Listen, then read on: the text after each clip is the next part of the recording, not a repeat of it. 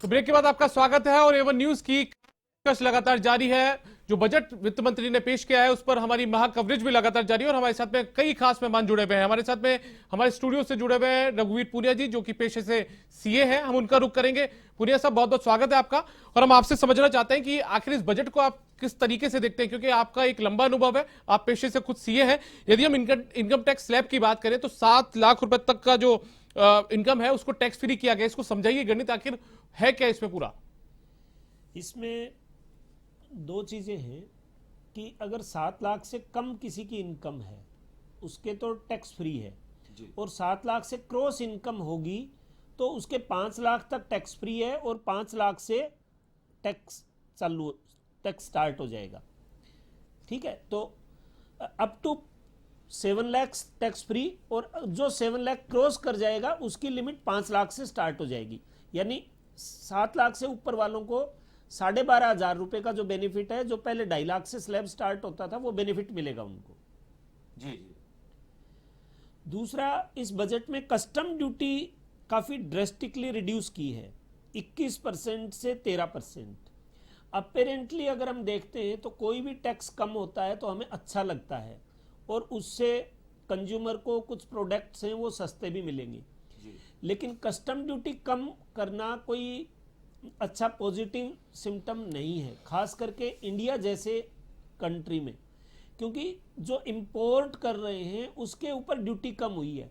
हमारा फोकस है वो मैन्युफैक्चरिंग सेक्टर पे करना है, ताकि हमारे यहाँ जो मैन्युफैक्चरिंग हो रही है उसके ऊपर ड्यूटीज़ कम हो, ताकि हमारा जो व्यापारी है, हमारा मैन्युफैक्चरर है, वो ग्लोबली कॉम्पीट कर सके। और चूंकि अब चाइना से पहले ही इंडिया में बहुत माल आ रहा है, अब कस्टम ड्यूटी कम होने से विदेशों से माल ज़्यादा आएगा।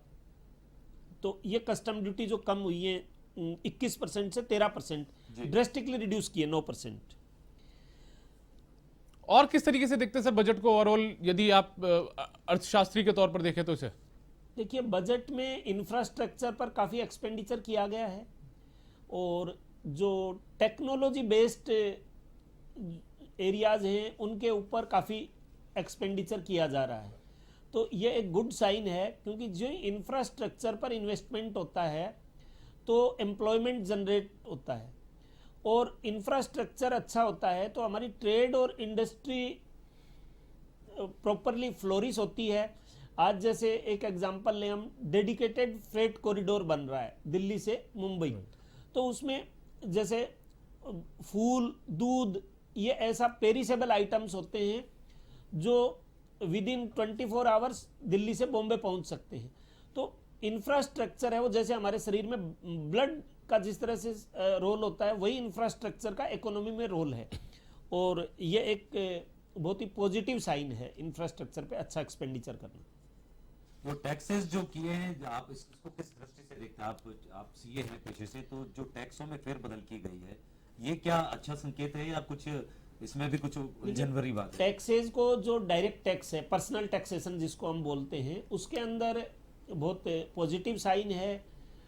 इंडिविजुअल्स की टैक्स रेटिंग कम की गई है तो उनकी 15-20 हज़ार रुपये और कुछ के 32,500 रुपये तक की उनको टैक्स में बचत हो जाएगी। 32,500 और कुछ सरचार्ज वगैरह मिलाकर लगभग 32-35 हज़ार के आसपास जी।